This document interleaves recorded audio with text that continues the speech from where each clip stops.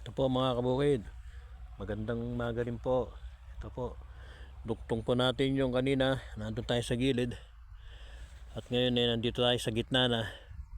Ito po yung tinamnan ng mais. Ayan po, tumutubo na siya. Hanggang dun po yan, doon sa dulo ron, sa may karsada. Ayan po. Dito naman po mais. Ito po yung sa sibuyas po. Ayan po. Ayan.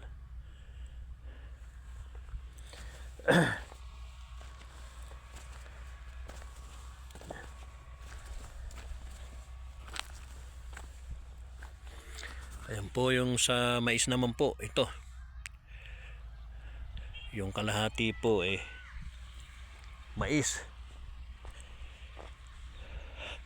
Ayan po.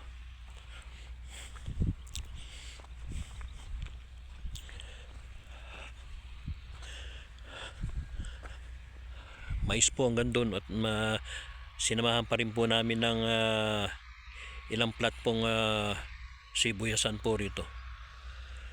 Ayan po. Ayan po, halos tumubo na po yung mais natin. Ayan. Mag-iisang linggo na rin po ito. 5 days mga ganyan po itong mais na to. Ayan po. Ito po yung ating gitnang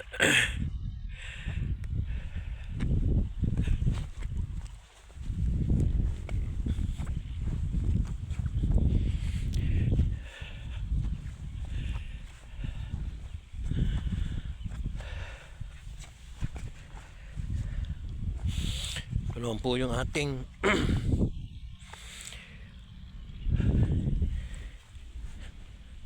yung ating munting kamatisan. Ayan po. Ito, medyo may mga bulaklak na sila. Siguro mga after 1 week o meron sigurong ma-harvest dito. Kasi may mga bulaklak na sila. Ayan po. Kita nyo po. Ayun, sa mga gilid-gilid po, tanim puro ni sili. Ayan po.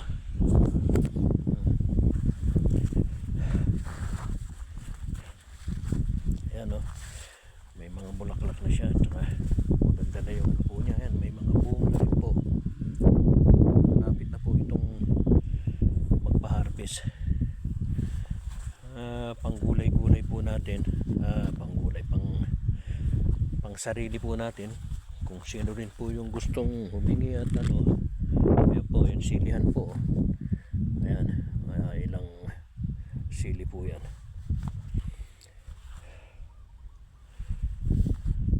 Ayan po.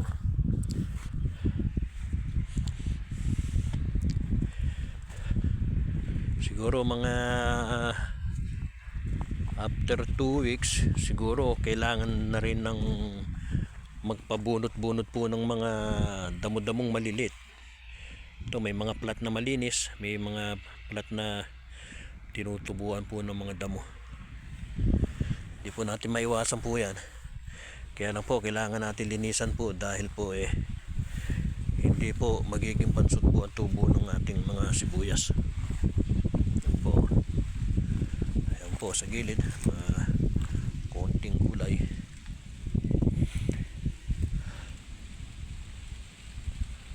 Ating manggahan, nag-iisa na lang po siya dahil po nadali ng bagyong uwang itong isang puno, pati itong mga saging, butit may mga natitirang saging pa po. Ayan,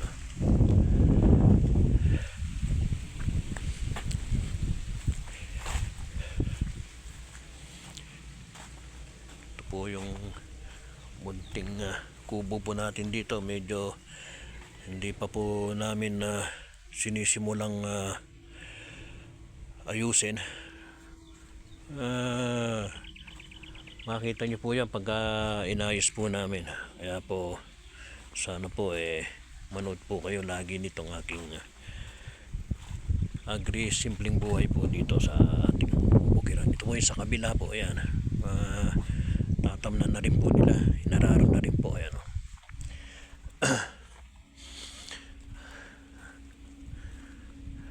Ayan po.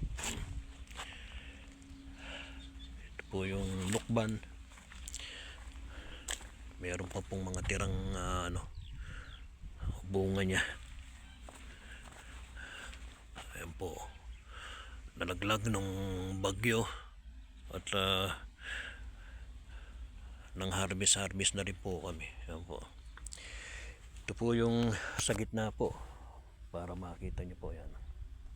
Andun po tayo kanina sa harapan. Ayan po.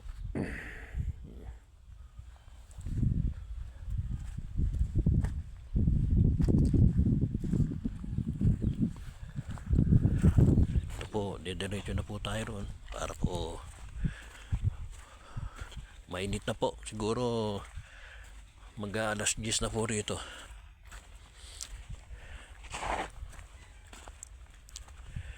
Ayan po, hindi pa po natin makita yung mga tumutubo. May mga tumutubo na pong mga maliliit. Ayan po. Ayan po. Ang makikita nyo yun yung ano niya. Urto mga isang linggo pa, mga ganyan makikita na po natin yung tubo niyang green. Sabi nilang victory pagka dalawang dahon na po. Ayan po. Kaya po sana panoorin niyo po itong at makita niyo po yung hanggang tutubo po itong mga sibuyas po natin. Ayan po.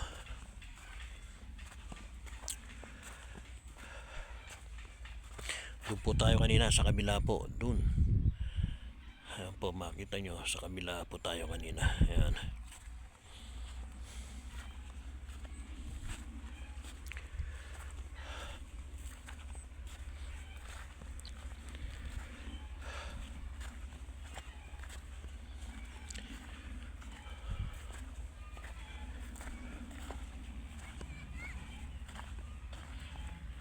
Ayan po, mahabol yung aking pamangkin. Ayan po.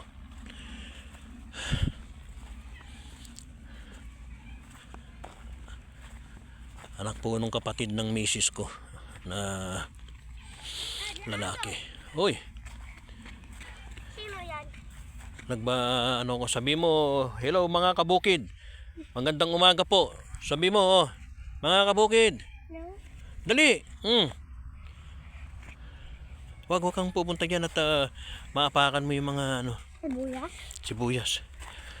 Pagka dumami yan Tapak ito sira. ulamin mo, kakainin mo.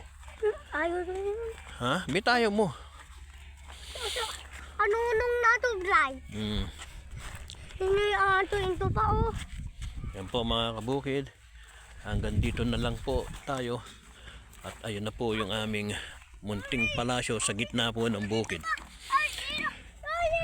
Ayan po. Dito po sa bukid kailangan po masipag ka po para po, sabi nga nila pagka may tinanim ka may aanihin. Ganyan lang po rito sa bukid. Sipag at tiyaga lang po ang buhay ng mga tao rito. Kaya po ganyan po kasimple ang buhay natin dito sa bukid. Ayan po. Ganito lang po mga kabukid. Sige po mga kabukid.